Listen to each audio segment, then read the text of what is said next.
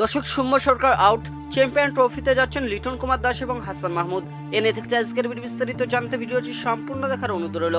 দর্শক, বাংলাদেশ দলের চ্যাম্পিয়ন ট্রফির যাত্রা নিয়ে বেশ কিছু আলোচনার পর সৌম্য সরকারের ইনজুরি এখনো ধোঁয়াশা তৈরি করেছে। দর্শক, সৌম্য সরকার পুরো বিপিএল সেভাবে খেলতে পারেননি, কারণ ইনজুরি তাকে ভুগিয়েছে। তবে বিপিএল এ কিছু ম্যাচে তিনি নিজের সেরাটা দেওয়ার চেষ্টা করেছেন।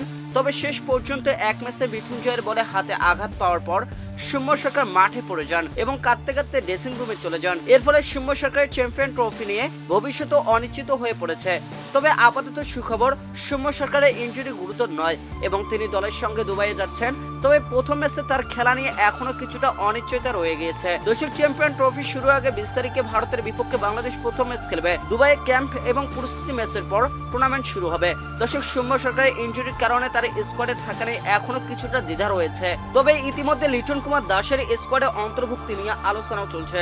তিনি বিপিএল এ দুর্দান্ত পারফরমেন্স করেছেন এবং যদি সৌম্য সরকার প্রথম ম্যাচের জন্য প্রস্তুত না হন, তাহলে লিটন কুমার দাস তার জায়গায় খেলতে পারেন। এছাড়া হাসান মাহমুদও দলের জন্য গুরুত্বপূর্ণ হতে পারেন।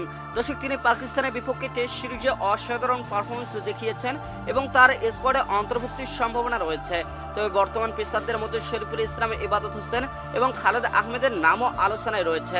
দর্শক, বাংলাদেশ ক্রিকেট বোর্ডের নির্বাচকরা এখনো চূড়ান্ত সিদ্ধান্ত নেয়নি। তবে এক্সট্রা পেসার হিসেবে কিছু ক্রিকেটারকে দলের সঙ্গে নেওয়ার পরিকল্পনা রয়েছে। এক্ষেত্রে হাসান মাহমুদ, শরীফুল ইসলাম ও খালেদ আহমেদ এবং ইবাদতের নাম উঠে এসেছে।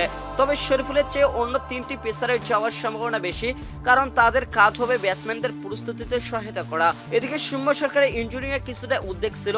তবে এখন পর্যন্ত পাওয়া আপডেট অনুযায়ী তিনি সুস্থ হয়ে দলের সঙ্গে দুবাইয়ে যাচ্ছেন। তবে প্রথম ম্যাচে তার খেলা নিয়ে কোনো চূড়ান্ত সিদ্ধান্ত হয়নি। তো সে লিটন কুমার দাসের স্কোয়াডের জায়গা পেতে পারেন এবং তার সঙ্গে হাসান মাহমুদের দলে থাকতে পারেন। সর্বশেষ সৌম্য সরকারের ইনজুরি সত্যি দুঃখজনক, তবে আশা করা যায় তিনি শীঘ্রই সুস্থ হয়ে উঠবেন। দর্শক, চ্যাম্পিয়ন ট্রফি স্কোয়াড নিয়ে এখনো কিছু সিদ্ধান্ত বাকি। তবে আশা করা যাচ্ছে লিটন কুমার দাস ও হাসান মাহমুদ সহ দলটি ভালো করতে সক্ষম হবে।